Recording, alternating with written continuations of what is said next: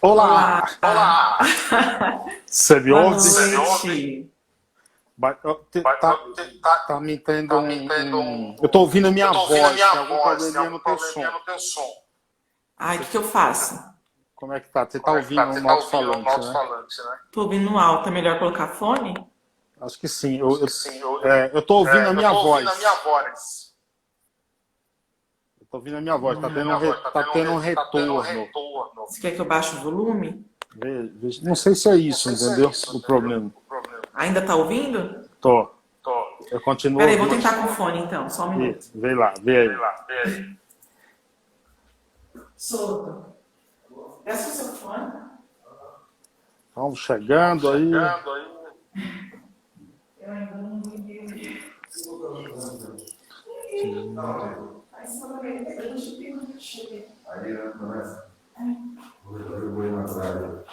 Ah, sério? Você tem preguiça, né? Deixa eu ver se melhora agora. Isso. A tua voz chega bem para mim, mas eu ouço a minha voz. Deixa eu ver. Alô, 1, 2. Tá me ouvindo? Você me ouve? Você me ouve? Ouço.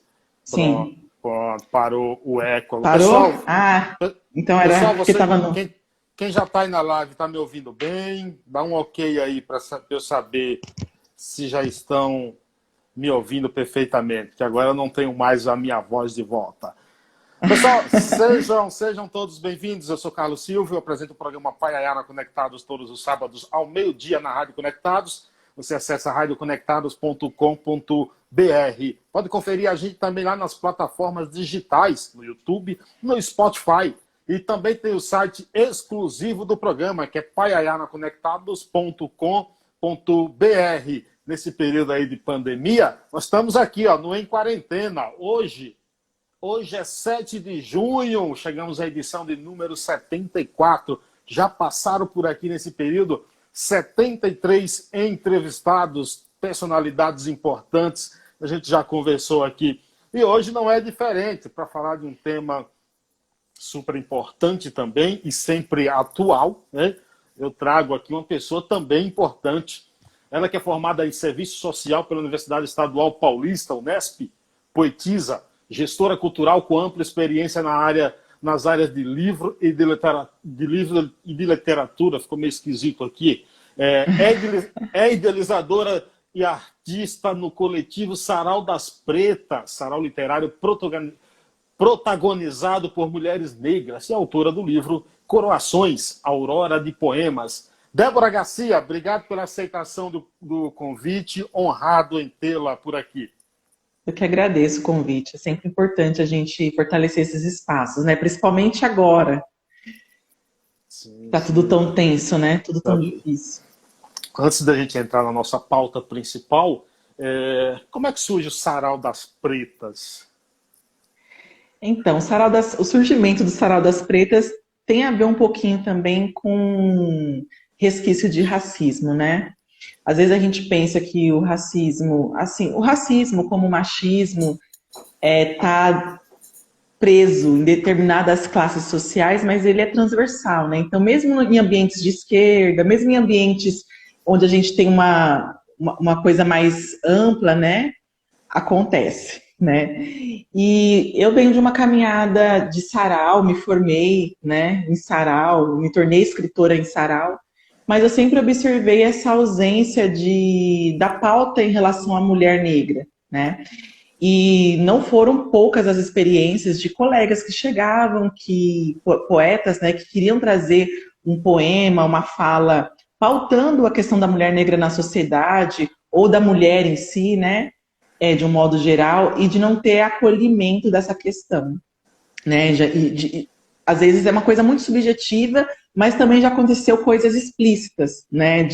Do silenciamento dessa mulher, enfim, em relação às pautas que ela traz. E aí eu acho que de 2015 para cá a gente entrou num ambiente político, né? Cultural. Tem a primeira mulher a assumir a presidência do nosso país, uma série de questões onde esses grupos, né, minoritários, como as mulheres, os LGBTs, enfim, começaram a construir espaços para eles atuarem, né? Porque a gente cansou de ficar brigando para ter espaço de fala nos espaços que estavam dados. Então, a gente, não, vamos construir o nosso espaço e vamos falar da nossa pauta. Então, o Sarau das Pretas, ele surge nessa perspectiva de fortalecer um espaço essencialmente negro, essencialmente feminino, onde nós teremos total liberdade para falar das nossas questões sem sofrer nenhum tipo de censura ou de silenciamento. Então, surge nesse contexto. E de 2015 para cá, surgiu muitos saraus, slams temáticos, né, de mulheres, pessoas portadoras de deficiência, LGBT, porque são pessoas que tiveram um estado de empoderamento necessário para construir seu próprio espaço, enfim, produzir sua arte, fazer seu protesto. Então, o Sarau das Pretas surge nesse contexto. Eu vejo que o pessoal está aqui, podem mandar perguntas também. Por favor, façam perguntas difíceis, porque a Débora sabe responder. A Jo Freitas está por aqui, dizendo que a Débora é uma escritora muito importante para a cena do Sarau. Então, assim, eu faço as perguntas mais fáceis e vocês façam as perguntas difíceis, por favor, tá? Débora, você já sofreu algum... Eu digo, o negro, em geral, ele acaba sofrendo, às vezes até indiretamente, não sei se é o termo correto, algum ato... Gente, licença que eu tô aqui no drink, tá? Fica à vontade, fica à vontade. O negro, em geral, ele acaba sofrendo atos de discriminação pela cor da pele, às vezes de uma forma até indireta. Você já sofreu alguma coisa assim mais diretamente, assim, algum tipo de preconceito em função da cor da tua pele?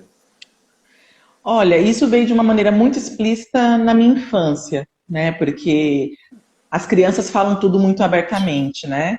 E eu penso que na época que eu estudava, principalmente no pré-escolar, os profissionais de educação não tinham tanta clareza sobre como mediar essas questões, né? Às vezes nem achavam que era importante mediar.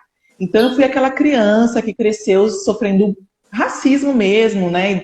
Não tendo espaço nos espaços, não tendo protagonismo, oportunidade de protagonismo nos espaços sociais dentro da escola, aquela menina que não tem amigo, que é chamada de cabelo duro, enfim, a gente eu sofri muito isso no ambiente escolar, né? Já na vida adulta, eu percebi muito isso na época quando eu fui fazer a universidade, né? Eu sou formada em serviço social na Unesp, e no campus que eu estudava, os alunos negros eram muito poucos, nós éramos em menos de 20 num universo de 3.000 alunos, né? E para mim era muito impressionante como a nossa presença ali incomodava, né? E aí, para sobreviver dentro da universidade, eu precisei me juntar a esse grupo de alunos negros. A gente formou um grupo de estudos onde a gente pautava a questão racial na universidade. E tudo que a gente propunha, tudo que a gente fazia era extremamente, assim, rechaçado. A gente não conseguia pautar as nossas questões dentro da universidade, né? Então, lá eu percebi de uma maneira muito clara. E também, numa outra vez, quando eu me formei, eu participei de um processo seletivo para uma residência, muito concorrido, só tinham 5 vagas e eu passei em primeiro lugar nesse processo, né? Quando eu fui fazer a minha matrícula, eu estava muito, muito, muito feliz, né? E cheguei na secretaria da escola e conversei com uma pessoa, uma mulher branca que estava do meu lado. Eu falei que tinha passado, estava super feliz e tal. E ela perguntou para mim, mas tem cotas raciais aqui? Aí eu falei para ela, não, mas é uma pena, porque eu adoraria passar por cotas, né? Ter acesso a esse direito, né? Então, na cabeça dela, a única possibilidade de eu estar lá era através do sistema de cotas, né? E o que não é de demérito nenhum para quem passa através de cotas. Então, infelizmente, a gente tem essa polarização aqui no Brasil, né?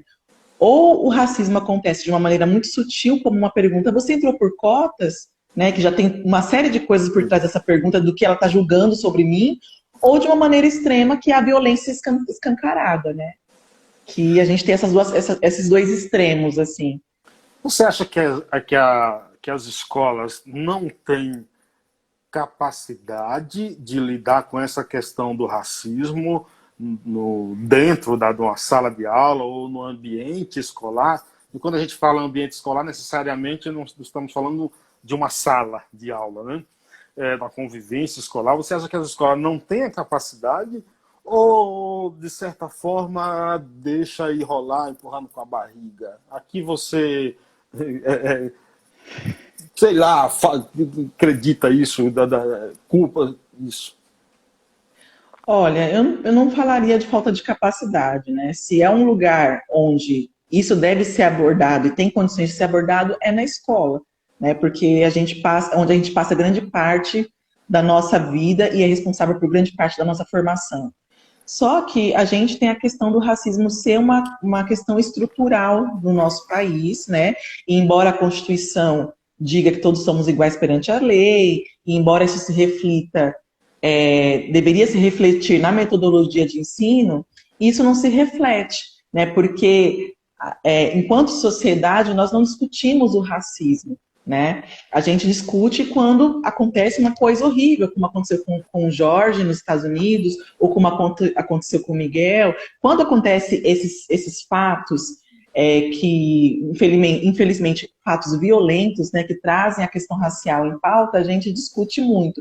Mas não é um debate qualificado dentro da escola. Então, acho que falta, e isso tem a ver novamente com a questão estrutural, porque se o governo, se os governantes tivessem um real interesse de que isso fosse discutido de uma maneira madura dentro das escolas, isso se refletiria também fora dela, né? Mas não há. Eu, por exemplo, passei a minha vida escolar toda sendo massacrada, literalmente massacrada pela história da escravidão, né? Então, se resume a discussão da questão racial dentro da escola a questão da escravidão. Então, era uma coisa que quando falasse, vamos falar de história do Brasil, vamos falar, eu já queria sair correndo, porque vamos falar de escravidão de novo, né?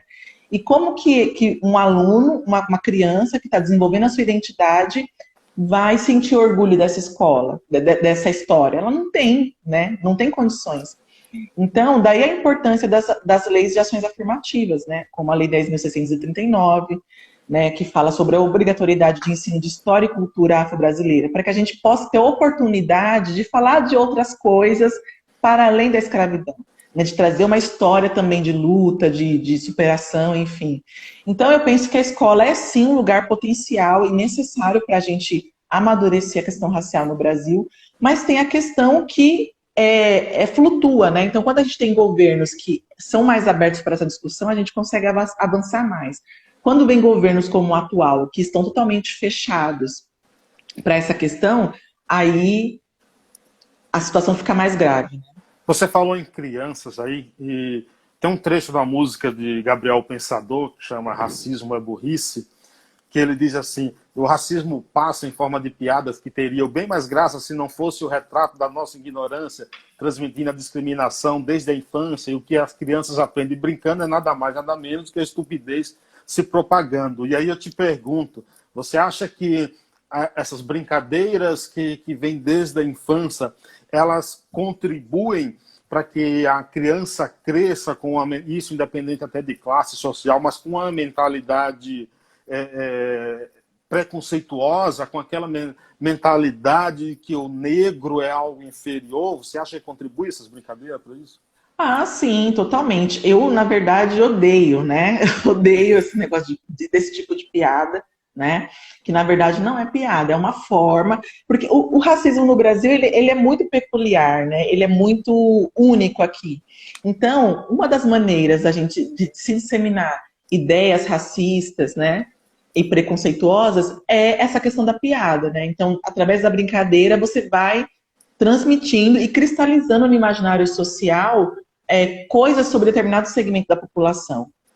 Então, realmente, hoje em dia, muitas pessoas criticam, né, que é muito mimimi, não pode mais brincar, não pode mais isso, não pode mais aquilo, mas é que essas pequenas coisas disseminadas ao longo de décadas, ao longo de gerações, vão cristalizando no imaginário social um perfil sobre aquela população, sobre aquele segmento. Então, essa coisa de que preto é fedido, de cabelo duro, de que preto é bandido, né?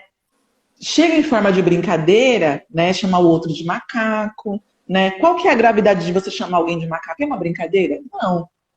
Não é uma brincadeira. Você está dizendo que aquela pessoa não é humano, que ela não é igual a você. E se ela não é igual a você, né? Se ela é um animal, ela pode ser tratada como um animal. Então, você chamar o outro de macaco não é nada contra o macaco. Eu adoro macaco. Acho um animal inteligente, lindo. né? Muito próximo a nós, inclusive, né? Geneticamente falando. São poucos genes que distanciam a gente dele, mas o que está por detrás de você chamar alguém de macaco? É você dizer que você não é humano, né? E o que estruturou a escravização da população negra? Foi justamente, inclusive com o aval da igreja, né? Foi justamente tirar a humanidade, porque a Bíblia fala, amai o próximo como a ti mesmo. A igreja Mas foi quem mais escravizou. foi quem mais escravizou, né? Então, como é que eu vou amar o meu... Se eu tenho que amar o próximo como a mim mesma, eu não posso escravizá-lo. Então, o que eu vou fazer? Vou tirar a humanidade daquela pessoa. Vou dizer que ela não tem alma. Vou dizer que ela não é humana, para justificar perante Deus, né, que ele pode ser escravizado. Afinal, ele não é igual a mim. Então, tem uma série de coisas por trás disso, né?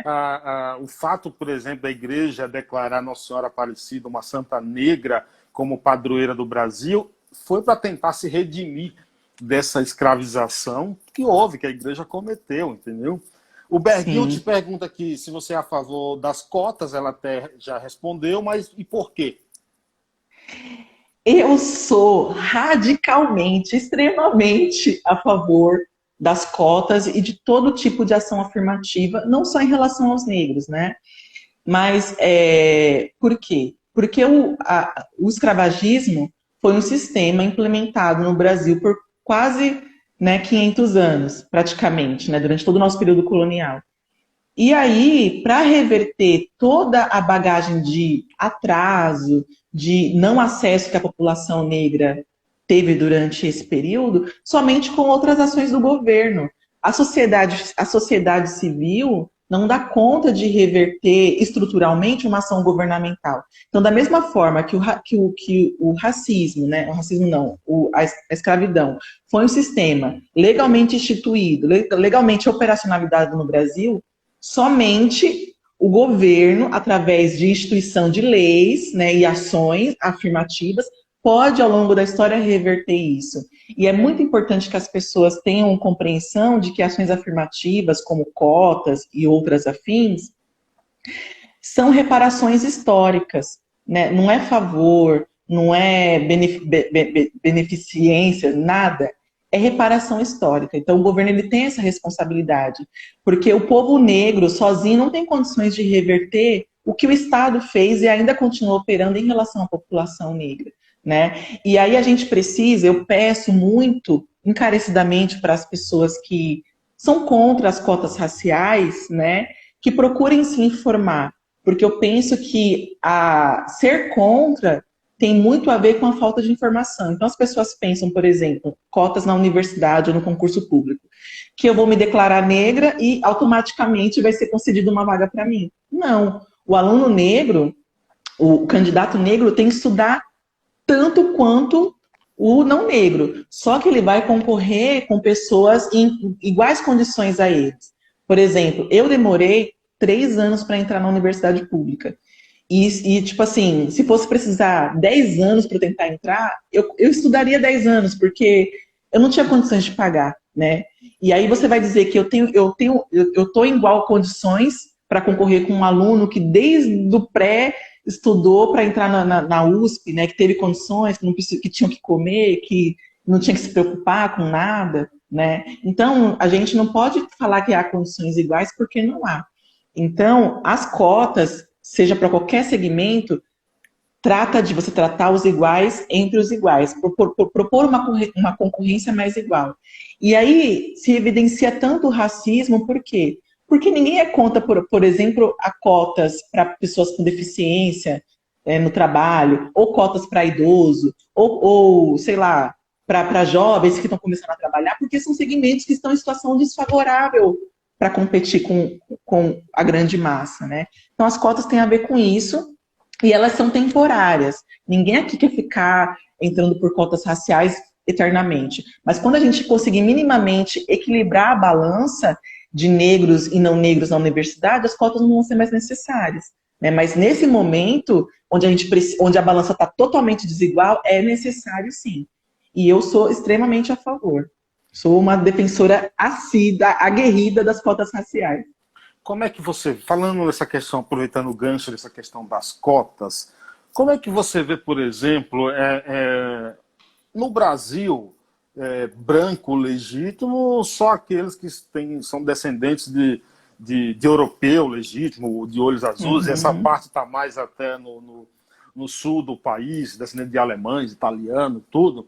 Eu lembro de uma situação que foi até capa da revista Veja, não vou te lembrar o ano agora, mas eu lembro da situação que os gêmeos, eram 2 gêmeos, de Brasília até, que um foi considerado negro e outro considerado branco. Como é que você vê a questão, por exemplo, da pessoa que como identificar? De repente a pessoa tem um pouco a pele mais clara, mas ela também tem a descendência negra, tudo. Como é que você analisa essa questão? Como deixar claro isso? Olha, realmente não existe branco puro no Brasil, assim como não existe negro puro. É claro que, tipo, provavelmente, devido à miscigenação, eu tenho descendência indígena, tenho descendência portuguesa, enfim, a gente não sabe, né, qual mistura resultou na gente no final das contas. Mas eu penso que o grande problema é que o racismo no Brasil, ele foi constituído na questão do fenótipo, não necessariamente na questão genealógica, da sua árvore genealógica. Então, nos Estados Unidos, você pode ter a pele clara, mas se você tem na sua família alguma descendência negra, você vai automaticamente ser considerado negro. Não importa se você usa o cabelo alisado, se você tem a pele mais clara, enfim, isso não importa muito lá. Tem a ver com a genética, né? Com a genealogia da sua família. No Brasil, não. O racismo no Brasil, ele é estruturado na questão do fenótipo, ou seja, quanto mais características negroides você for ter, mais racismo você vai sofrer. Quanto menos características negroides você tiver, mais transição social você vai ter, né? Que aí a gente entra na questão do colorismo e tudo mais, né? Então, é uma questão muito delicada. Eu compreendo isso, né? Mas o importante é a gente compreender isso, que o fenótipo é bastante determinante para o tipo de racismo que você vai sofrer e para o seu trânsito social em ambientes negros e não negros. E aí vem novamente a questão de como o racismo ele é encarado na nossa sociedade. Porque até então, há 20 anos atrás, né, quando eu era só uma criança aí com em torno de 10 anos, não havia benefício nenhum em ser negro, né? Não tinha produtos para negro, o mercado não entendia o negro como consumidor, enfim, então a gente estava excluído desse cenário, né? Quando o mercado compreende, né, que o negro consome, eles precisam de maquiagem, precisam de produtos para cabelo, aí vem o governo, né, o governo Lula, com as cotas raciais, com a discussão e não sei o quê.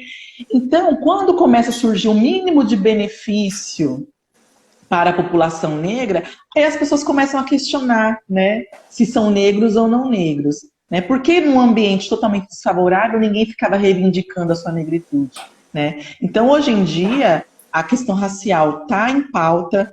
O negro, ele é considerado como alguém que consome, como alguém que forma opinião, e isso é conquista e mérito totalmente da população negra, né? Então, eu acho que é muita falta de lealdade, né? É muito desleal isso, né? Então, você vê você utilizar dessa possibilidade de trânsito social, racial, na verdade, né?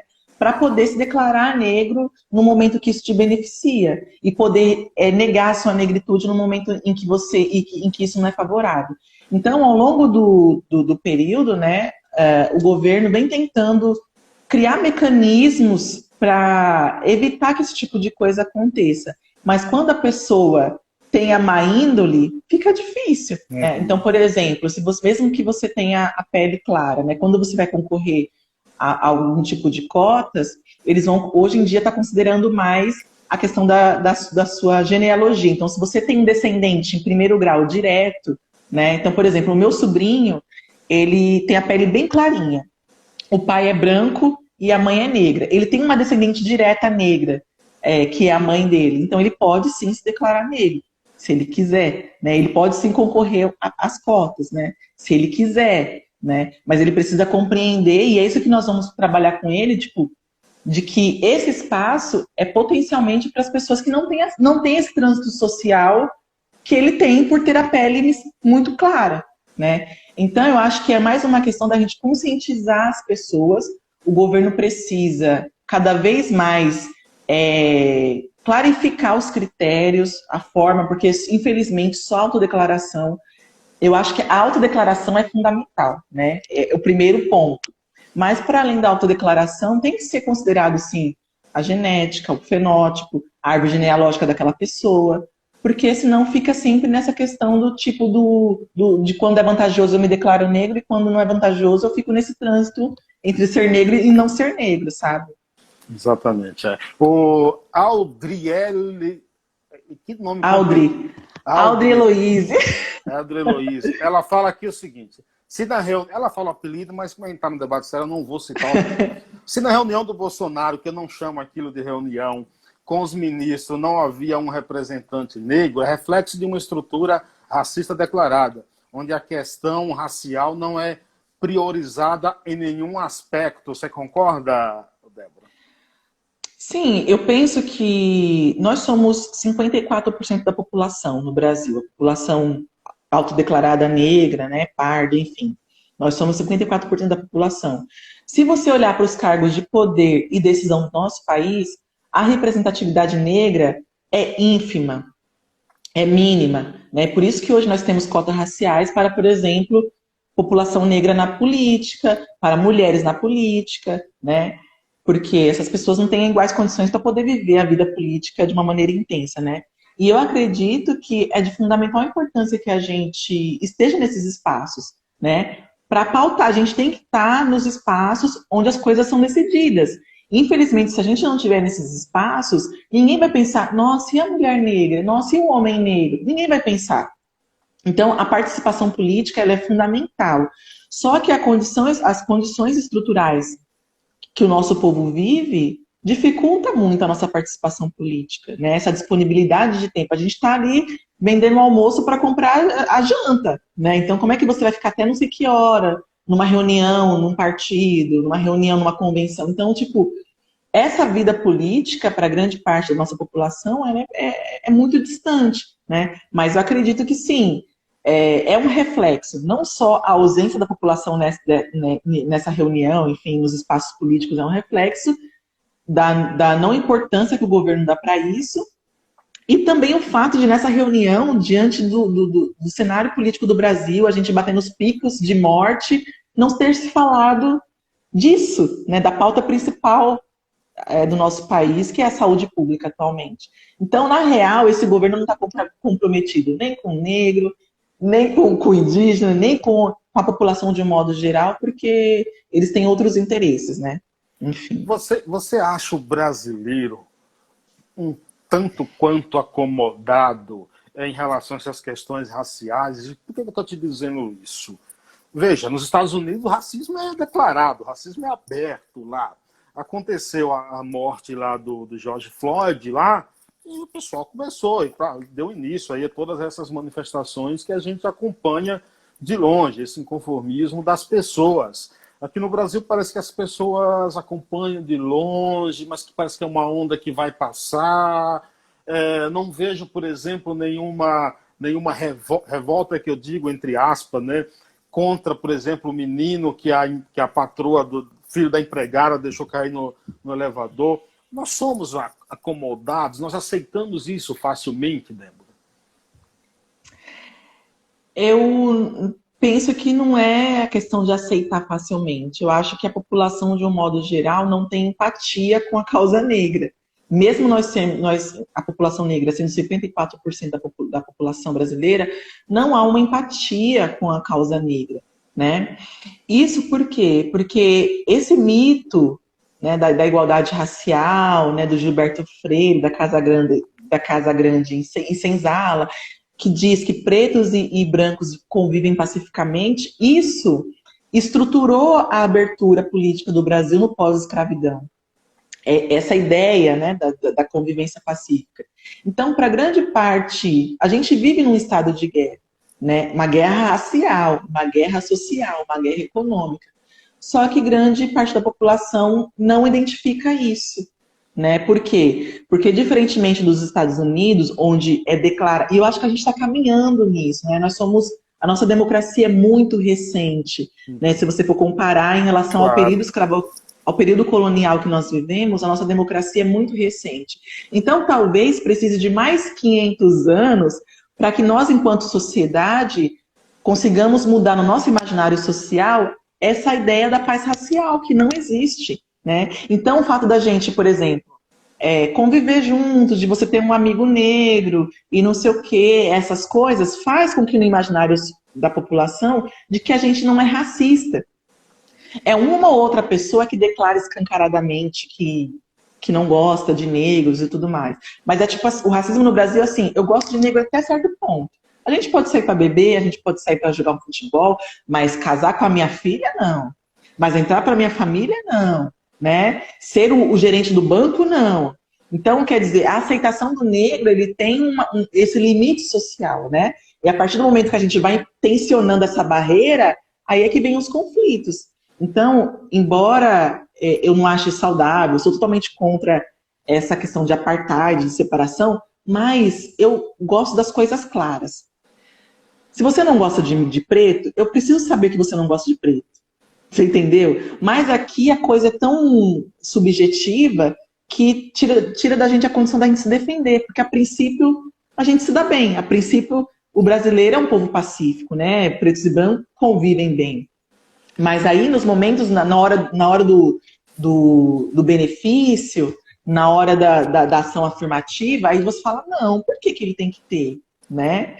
Então eu penso que a gente precisa amadurecer, principalmente o ponto principal hoje em dia é romper com essa ideia da igualdade racial, da paz racial. Nunca existiu paz racial no Brasil. E a partir do momento que a gente entender isso enquanto sociedade, começar a falar abertamente sobre isso, aí eu acho que a gente vai conseguir avançar minimamente para chegar no ponto de discussão que tem nos Estados Unidos, por exemplo, né?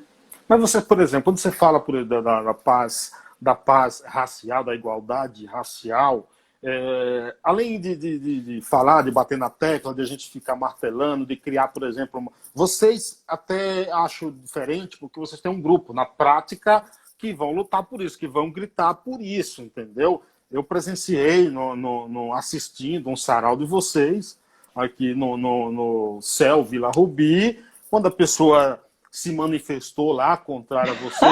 Você estava lá? Não, de uma forma agressiva, e você só faltou pegar o cara, puxar no rabo e arrastar lá para fora.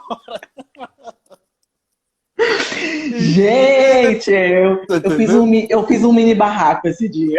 Não, mas ali era necessário, porque era necessário, né? Ele foi agressivo com você. Por exemplo, vocês estão apresentando um espetáculo no local fechado. Se eu não gosto, se eu não concordo, por que eu vou lá? Para xingar vocês? Não, fica na tua casa, fica lá. Então ali eu acho que é a primeira oportunidade também que eu estou tendo de falar disso contigo. Falei com a Elisandra, né? Falei com a Elisandra. Até parabenizo pelo aquele gesto ali, entendeu? Então, a gente precisa, assim, você não tem medo, assim, de muitas pessoas que só ficam no discurso, em rede social, e não vão para a prática, e às vezes até se aceita como inferior. O que é que é preciso para ter uma... Não é necessário, por exemplo, ter uma paz? Se é necessário ter uma paz? Entre brancos e negros, amarelos, índios e demais cores? Olha, eu acredito que esse é o desejo de todos nós, né? Assim, viver em paz, né? Sem tensão. Mas eu acredito que nesse momento, na sociedade brasileira, essa paz só vai ser alcançada depois que a gente tensionar muito. Porque é essa suposta paz que a gente vive hoje que estrutura o que a gente vive, né? Esse racismo que é velado, esse racismo que se dá ali no limiar das relações sociais, dentro de casa, com a empregada doméstica, enfim. Então eu penso, embora eu seja muito a favor da paz, né? Quero muito viver em paz, mas eu acho que nesse momento a gente tem que tensionar ao extremo. Tensionar ao extremo. E eu digo tensionar ao extremo é não deixar passar certas coisas, como, por exemplo, alguém se levantar no meio do seu espetáculo e começar a falar coisa que não deve, né? Então, nas pequenas revoluções, né? Então, se você está ouvindo alguém fazer uma piada racista, você não ri, você fala, isso não tem graça, né? Se você vê alguém se colocar de uma maneira equivocada, você tem que pontuar, né? E depende muito, por exemplo, eu não acho que a gente tenha que ser necessariamente agressivo. Depende muito do contexto. Embora eu acho que a gente não deva ficar nesse papel de ficar educando o branco, entendeu? Acho que a gente já tem muita coisa para resolver além de ficar educando o branco. Mas se você vê que uma pessoa fez uma fala equivocada, que foi realmente equivocada, porque a pessoa cresceu ouvindo aquilo, e se você tem essa possibilidade, você fala, acho que a gente pode colocar, né? E tentar esclarecer a pessoa. Agora, se você tem uma questão que é violenta, a gente precisa responder à altura também, com violência também, né? Claro. Porque o pacifismo, até agora, não levou a gente a nada, né? Infelizmente... Alguém filmou aquilo seu lá? Tem o vídeo. Tem o vídeo. Uhum. Eu não vi o vídeo em nenhum lugar, então foi sensacional. Tem o vídeo, mas foi necessário, né? O José diz aqui, os movimentos de esquerda da causa negra distancia as pessoas. Eu sou negro e odeio esses movimentos. Por que essas políticas foram levadas assim para o lado? É considerado políticas de esquerda? Bom, primeiro essa pessoa tinha que entender por que ele acha que afasta. Na verdade, quem tinha que responder isso era ele, né? Uhum. Eu não penso que esses movimentos de esquerda, né? Aliás, nem todo mundo que faz parte do movimento negro é de esquerda, primeiro. É claro que a esquerda tem um discurso que se alinha mais ao que nós acreditamos, mas nem todo negro que milita é de esquerda. Nós podemos ter negros de direita e militando pela causa negra também, né? E eu acho que os assuntos se misturam muito, né? Enfim, aqui no Brasil as coisas se misturam muito. Mas eu acho assim que não é responsabilidade nossa, da população negra, se a pessoa está se afastando, se a pessoa está achando alguma coisa equivocada, né? A questão é que ninguém gosta de mexer com a estrutura social, de ouvir a verdade. Então você vai chegar para uma pessoa, né, que se acha muito fofa, porque ela trata a empregada dela como se fosse da família, e você vai falar para ela que aquilo é uma relação escravocrata, né? Então, não é que a população negra é agressiva e está afastando as pessoas. As pessoas que não estão preparadas para olhar as coisas como elas realmente são, né? Ninguém quer olhar para si, hoje em dia, há essa percepção de que é feio ser racista, né? É feio ser preconceituoso e tal. Então, ninguém quer se colocar nesse lugar do racista, né? E aí, quando você mostra para a pessoa que as atitudes dela, que as práticas dela, que o discurso dela são de uma pessoa que é racista, ela não quer admitir. Aí ela faz o quê? Se afasta, né? E começa a falar mal do movimento negro. Então, assim, acho que precisa, minimamente, você ter humildade e ter senso crítico, olhar para as suas práticas, né, no seu dia a dia. Então, uma pessoa que realmente, independente se ela fizer parte de um movimento negro ou não, porque você não precisa fazer parte do movimento negro para combater o racismo. Você não precisa fazer parte do movimento LGBT para parar da gay, para combater a LGBTfobia, né? O que a gente precisa? Olhar para o nosso dia a dia, para nossas práticas e identificar. Então, se você é uma pessoa realmente comprometida com a mudança social, ela começa de você. Então, você precisa começar a avaliar as suas práticas para identificar se você, mesmo sem ter intenção, não está sendo racista. Se você, mesmo sem ter intenção, não está sendo homofóbico, né? E aí, quando a gente joga isso na cara da pessoa, a pessoa acha que o errado é quem está falando, né? Ela não faz aquele movimento de avaliar que ela realmente, né, está tendo aquela postura. Então, eu acho que o movimento negro já carrega muita bagagem. Primeiramente, de você se construir enquanto negro. Segundo, de você ter coragem de lutar num país racista como o Brasil, que reprime totalmente as manifestações políticas, né? Isso, se você for ver, por exemplo, quando é uma manifestação, uma passeata de direita, a atuação da polícia militar é uma. Quando é atuação de esquerda, de movimento social, é outra, a repressão é pesada. Então, primeiro, você tem que se resolver com a sua identidade, se resolver com a sociedade. Então, sinceramente, eu acho que não é uma bagagem que a gente precisa carregar. Eu não tenho responsabilidade de educar branco, sinceramente, sabe? Eu já estou tentando sobreviver e me educar também, né? Então, eu penso que as pessoas precisam fazer esse movimento de ter empatia, né? De procurar realmente compreender, não simplesmente dizer que a gente é radical e que a gente afasta. A gente não afasta ninguém, as pessoas que estão se afastando, né? Porque não querem lidar com a realidade. Cássia Paraíso, que é advogada, ela diz aqui: boa noite, cheguei atrasada, mas assistirei a gravação. Parabéns pela temática necessária. Eu que agradeço por acompanhar. Audrey, pô, é dificuldade de falar o nome dessa. Audrey, pronto. Audrey Eloise, é isso mesmo? Audrey Eloise. Raça e classe devem ser prioridade, na minha opinião. Priorizam apenas, ela deve ter completado com toda essa política, a raça não é prioridade. O Anderson Cheney, radialista, chegou por aqui também. Muito obrigado. Mandem perguntas, participem. Você acha, Elisandro? Ó, A Elisandra é minha crush. Eu conversei com ela anteontem. Ela estava numa live, lembrei. Não. Você acha, Débora, que a mulher negra ela sofre mais do que a mulher... Isso eu estou falando da classe baixa, né? A mulher negra de classe baixa, ela sofre mais do que a mulher branca de pele clara no Brasil? Totalmente. Totalmente, assim. Porque a gente tem essa estratificação social, né? E aí é muito importante, quando a gente traz esse tipo de fala, que o objetivo não é a gente ficar medindo o sofrimento, né? Porque sofrimento é sofrimento. Não importa o quê, né? Cada um sente a sua dor e ela é única, ela precisa ser respeitada.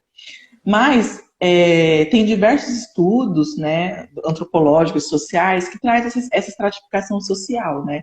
Então, no topo da pirâmide social está o homem branco. E a pirâmide social, ela se estrutura mesmo por gênero e por questão econômica, né?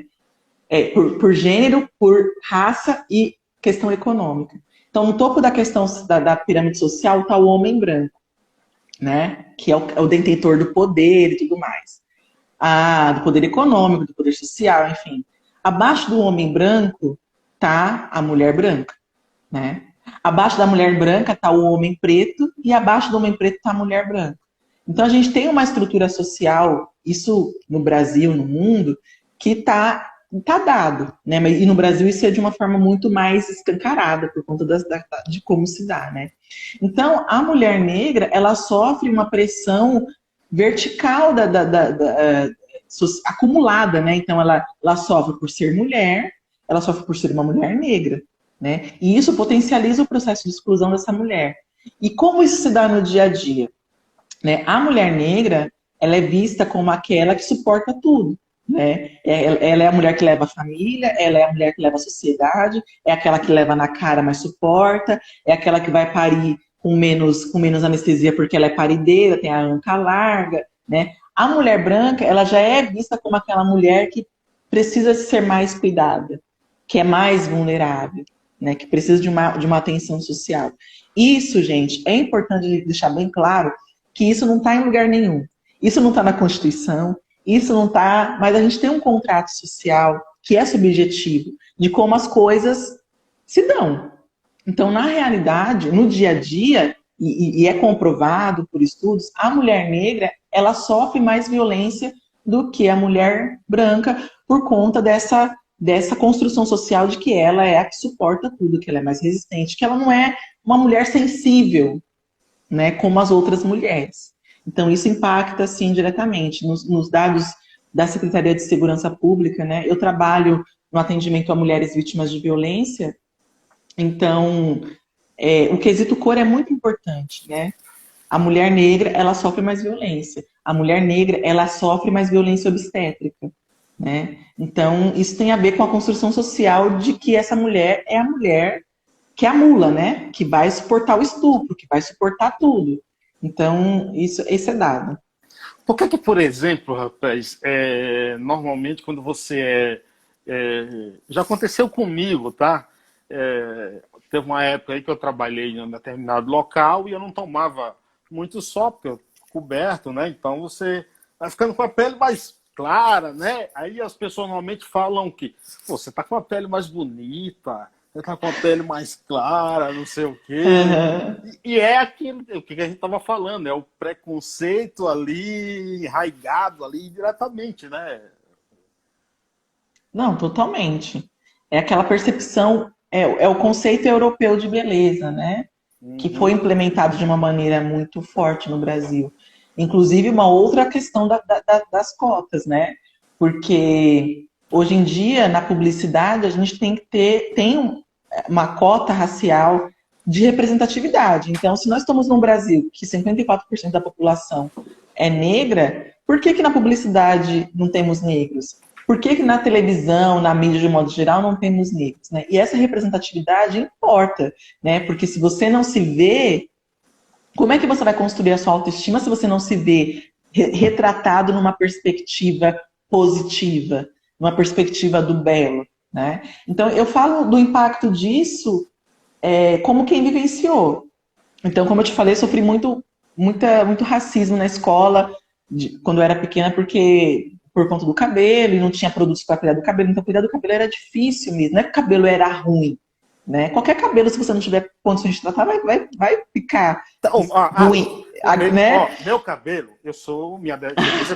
minha descendência toda é indígena. Minha bisavó Uhum. era índia. Meu cabelo era muito liso, cobria os olhos. Vou até confessar para você uma coisa que pouca gente sabe. Na minha época de escola, que assim, claro, eu fui criado num ambiente machista, no Nordeste, Uhum. né? Cabra macho, tudo, não sei o quê. Então, como meu cabelo crescia e cobria os olhos, me chamavam de cabelo de mulher. E eu não gostava. Eu não gostava, entendeu? Então eu comecei a jogar pra cima, como eu sou a pessoa menos vaidosa da Cabelo de face. mulher. Eu sou a pessoa menos vaidosa da face da terra. Meu cabelo ficou ruim aqui, ó. Tá ruim, vou fazer o quê? Não tem jeito, eu não posso fazer mais nada, entendeu? Agora, como é que você está vendo aí esses protestos em função da morte de George Floyd? Qual é a observação futura que você pode esperar, assim, se é que é possível isso aí? Qual é a tua análise sobre isso? Você acha que vai passar e todo mundo volta ao mesmo? Não, eu acho que não vai passar, porque olhando para o Brasil, né? É claro que a morte desse cara do Jorge foi tão brutal, foi tão absurda, né, que teve uma comoção mundial. Mas eu penso, falando de Brasil, a gente já vinha nesse movimento muito grande de pautar a questão racial, né? De pautar as coisas que nos atingem diariamente. E isso eu acredito principalmente pelo fato de nós estarmos num contexto onde muitas pessoas têm acesso à internet, né? E a rede social acabou se tornando um espaço de conectividade entre os negros e da gente se articular, né? Então nós temos aí influenciadores negros que estão colocando todo dia as pautas, né? As pautas, enfim, para além de hashtag, né? Estão trazendo na sua arte, no seu lugar de fala, as questões, os diversos aspectos da questão racial. Então a gente está pautando, são pessoas que estão falando todos os dias para 100 mil, 200 mil pessoas. É possível que a gente alcance ali 10%, 20% daquelas pessoas que estão ouvindo, né? Então a gente, primeiramente, nós estamos conseguindo fazer com que a nossa voz tenha uma projeção, né? Eu creio que para muitas pessoas o contexto atual está meio estranho, né? Como se de repente o racismo tivesse acontecido no Brasil, amanhecemos racistas, amanhecemos isso e aquilo. E não é, nós sempre fomos. A questão é que agora os negros estão construindo espaços de articulação política e de fala. Então, se eu sofro uma violência e eu não falo, você nunca vai saber, né? A não ser que aconteça uma coisa escancarada como aconteceu com o Jorge, enfim, né? Mas eu penso que a gente não vai retroceder. Eu penso que a perspectiva é da gente ampliar cada vez mais esse campo de debate. Sobre as manifestações que estão acontecendo, eu acho que, especificamente o que aconteceu hoje, é uma faca de dois... Né? A gente está ali num beco, né? Porque, por um lado, nós estamos numa questão de pandemia, de saúde pública, uma questão que é séria, que é real, né? Que envolve manifestar-se, envolve aglomeração e possibilidade de contágio. E, por outro lado, tem uma pauta urgente que a gente precisa para a rua para pressionar o governo, né? E aí, várias pessoas se manifestaram aí nos últimos dias, eu vou, eu não vou. Eu achei muito estranha essa coisa das pessoas informando se iam ou se não iam na manifestação, sabe? Como se tivesse que dar algum tipo de satisfação para as pessoas, né? Eu acho que isso é uma coisa, assim, quem foi para a manifestação foi muito importante, assim, super louvável, porque é uma situação de exposição, para além da exposição a qualquer tipo de violência que possa acontecer lá, é uma exposição a uma infecção biológica, que o vírus está aí, né? E quem não foi também, eu acho que não precisa ser crucificado, né? Cada um sabe onde o seu calo aperta. Eu não vou crucificar uma mãe que tem uma criança pequena e que não foi para a manifestação porque não quer correr esse risco. Então, o que é importante? Se você não pôde ir na manifestação, se engaje de alguma forma no seu meio social. Tá no seu trabalho, você chegou na cozinha, tá rolando aquela conversa escrota, se posiciona, faz as pessoas pararem para pensar. Então, a gente pensa no macro da manifestação, mas é todo dia, é todo dia. Isso é desgastante, isso é cansativo. Não se colocar, né, como inferior, né? Não se colocar como inferior, né? Então, assim, acho que todas as frentes de atuação são válidas atualmente, né? Mas eu penso que no Brasil a gente chegou num ponto onde a gente não vai retroceder em relação a esse debate. A perspectiva é avançar, porque a gente está se articulando, a gente está falando, a gente está mobilizando os meios de comunicação sobre isso, criando meios de comunicação independente para falar sobre isso. Então, eu vejo de uma maneira muito positiva o caminho daqui para frente, assim, apesar de tudo, né? Eu gosto de te ouvir declamar. Desafio, você declamar uma poesia aí, ó. Te peguei de surpresa. Aí... Pegou de surpresa mesmo. Bom... O que é que você tem na cachola? Vou fazer o poema que eu sempre faço, né? Que está decorado. Exatamente. O poema chama-se Sou Negra. Esse poema eu escrevi quando eu passei a gostar de mim, né? A minha negritude, eu posso dizer que ela foi esse amor que eu tenho por mim, pela minha estética, pela minha história, enfim, foi construído, né? E eu creio muito na importância do movimento cultural, de sarau, enfim, do movimento que eu faço parte, que me ajudou nessa construção. Então esse poema eu fiz quando eu comecei a gostar de ser negra. Sou negra. Negra da cor da noite, negra como um carvão. Negra sim. E não venha me dizer que isso é ruim, porque eu digo, é muito bom. Não é fácil. Mas o que é fácil nessa vida de cão? Sou negra, e a esperança em mim reluz como as estrelas no breu, como a lua e o sol imperam no céu. A luta em mim resiste como um diamante que não se quebra. E o meu sangue é preto e vermelho, pelo luto que trago pelos meus ancestrais que foram abatidos covardemente. O banzo às vezes me persegue, mas resisto bravamente. Não vou ser derrotada novamente. Não vamos, povo preto, ser derrotados novamente. Por isso, digo com alegria, sou negra. Negra rainha, negra mulher. Sou negra com muito orgulho. Sou negra nessa e serei em todas as minhas vidas. É isso. Sensacional, você é sensacional. Obrigada. Você é 10. Teu livro, tá à venda? Como é que tá? Sim, Coroações, está aqui, a Hora do Diploma está à venda. Ele custa R$30 com frete incluso, tá? Tenho aqui ainda disponível. E é um livro, é meu primeiro livro, né? Foi lançado em 2014. Eu não tenho, tá? Esse livro, já para te deixar claro, tá? Então precisamos resolver isso, né? Eu tenho, E- eu tenho uns 15 da Elisandra aqui. Isso eu ia falar, eu sei que você tem da Lisandra, né? Que vocês dois são lá da mesma terra. Isso é corporativismo. Corporativismo. Então, Coroações é um livro que eu falo sobre as minhas vivências, né? Sobre amor, sobre política, sobre ancestralidade negra. É um livro pelo qual eu tenho muito carinho. Para quem quiser adquirir teu livro, como é que faz? Só entrar lá no meu Instagram, Débora Garcia, artista da palavra, e mandar um inbox, a gente conversa. Eu tenho uma reclamação. Tá? Ah. É muito grande aquele nome, rapaz. Ninguém vai ler. Gente, vocês acham grande mesmo esse nome? Claro, rapaz. Um ano para escrever aquilo ali, para memorizar. Não. Pior que a Elisandra, antes de eu entrar aqui, a Elisandra falou que nome enorme. Entendeu? Ai, gente. Vovô. É Débora Garcia, ponto, artista da palavra. É um livro, o nome dela é um livro, entendeu? É que eu sou escritora, gosto de escrever. Exatamente. Então, só mandar um direct lá e tu responde lá, para quem quiser adquirir. Eu respondo, a pessoa faz o depósito e eu levo nos correios. E o Sarau das Pretas tá parado, né? Esse tempo aí de pandemia, vocês estão...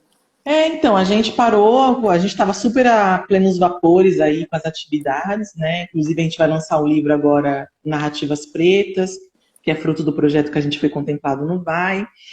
E aí a gente estava, assim, com muita agenda, né? Em março, quando começou tudo isso, e a gente parou de repente, né? Então, agora a gente está ressignificando, né, o nosso espaço.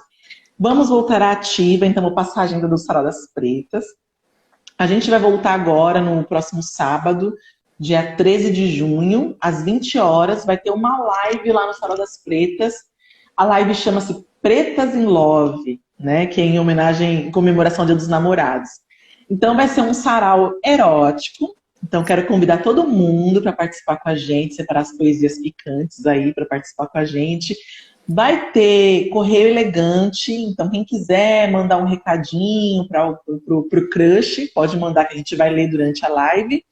E também a gente vai participar vamos ter a participação do Roger Cipó, que é uma pessoa bastante importante aí no contexto da militância negra. Ele fala bastante sobre afetividade, enfim, ele vai estar com a gente nesse sarau erótico. Então, gente, sarau é erótico, tá? Então... se comporta. O pessoal já pensou outra coisa, né? Nada muito... Não vai ter striptease, nada disso. É só poesia picante para adultos. Débora, um minuto. Eu gostaria de te agradecer imensamente, viu? Muito obrigado por disponibilizar esse tempo, viu? Eu que agradeço. Foi muito bacana a conversa que a gente teve. E é isso, assim, quero convidar todas as pessoas, né? Reforçando a fala da Angela Davis, a gente precisa ter práticas antirracistas, né? Todos os dias, né? E assim a gente vai conseguir, ao longo de um tempo aí que eu não sei quando, talvez o meu filho, o meu neto, enfim, veja o mundo que eu espero, né? Mas o importante é o mundo que nós esperamos, mas o importante é cada um de nós dar a nossa contribuição para isso, né? Obrigado, muita admiração por ti. Eu que agradeço. Um abraço. Obrigado, até a próxima. Valeu, gente. Obrigado a todos. Tchau, gente. Até a próxima. Amanhã esse vídeo estará no YouTube. Um abraço. Até mais.